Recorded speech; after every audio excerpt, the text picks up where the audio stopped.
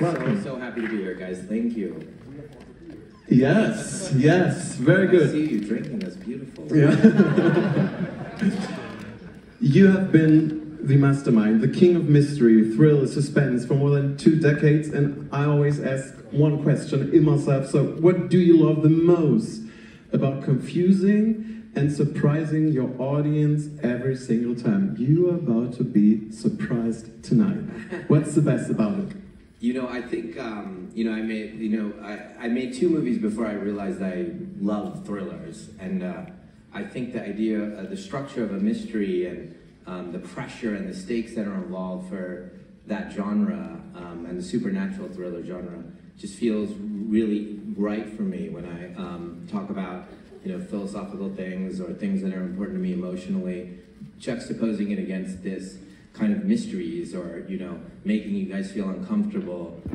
Making you guys feel uncomfortable comes really easy to me. So.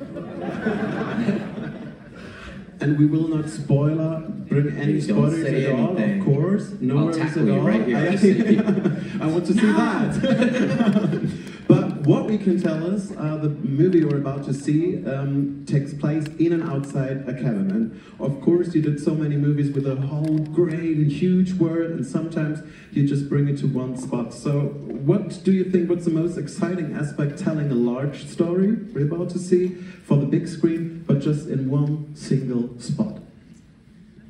Yeah, I'm always drawn to these confined movies about giant subjects, and even the television show that I do for Apple is in one building. The whole episode, the whole show, and I love the idea. I guess is when you're picking the location for a movie, it's like the frame of a painting, and so let's say it's a painting about somebody seeing something that's scaring them or something. I would put the person right at the edge of the frame and looking off the frame, so the thing he's looking at, the thing you want to see, is not even in the picture. And then you put the title that says "The End of the World" or "Scott Sees the End of the World" or something, and then your imagination is evoked. It's a version of keeping the story incomplete, making you a part of the storytelling, and thus, in my mind, it makes it more sticky for you when you go away. Hopefully, at the end of the movie, it stays with you. It stays with you. You'll talk about it when you go home, and then a week from now, it'll still be with you, and you're wondering why, because it's really because of the frame. And there was a lot going on in my mind watching Knock at the Cabin, so very excited to see it again. And the story goes deep in very, very many ways. So it asks big questions to the viewer. Is humanity worth saving? Are we truly good? So what is it about? I'm trying to see, what can I tell you without giving you anything, because you're about to watch it.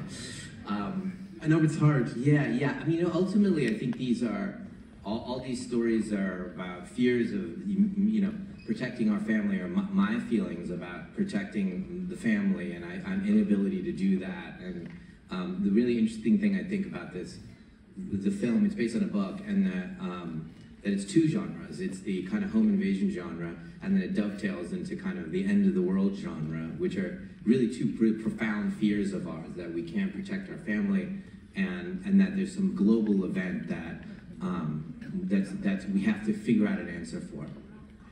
And you said you never worked so hard on a film like on Knock at the Cabin. So what was the most challenging part doing it, and are there still new things you learned working on this one? Yeah, so there's 2 parts to that. One, it was the hardest movie to storyboard. Okay, when you watch this movie, on all my movies, but this one you'll feel it, I think, a lot, is that I draw every frame, so everything is drawn and figured out every single shot. The shot's going to move from here to here. It's going to come push in on him when he says the line, and it's going to go around him when he says that line. If he doesn't make the decision, the camera operator can't turn until he makes the decision. All those things are in there, and that took forever to do. In this particular movie, I think the precision of the movie's shots were so hard because we were in one location and we had to kind of evolve it and move it. And so like scene 38 had to be at a certain place because the characters are feeling that, but scene 79 had to be, even more. And so I'd never repeat the way the characters are feeling visually. And for whatever reason, because it's such a, play-like film, we shot it in order. It was very intense, very precise. I felt this on Unbreakable as well. These were the 2 hardest movies to shoot, but in some ways, visually, the most rewarding at the end of the day. Just really hard think through everything that much. I guess after telling this story, you are more hyped than ever. So we're about to see it very, very soon. But of course, you're visiting Germany. We have a present for you. So, It's so kind. yes.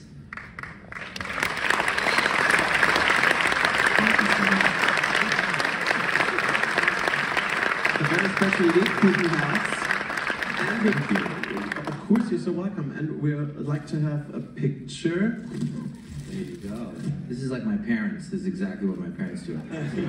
Take pictures of the cake and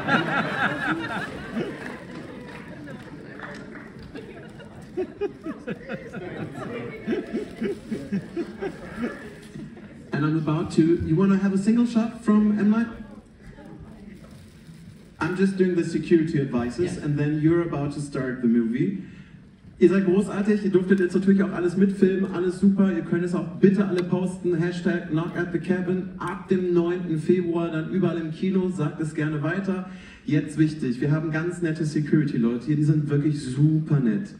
Außer ihr holt euer gottverdammtes Handy raus. Sowieso, immer wenn ihr ins Kino geht, lasst das Handy bitte weg, egal wie.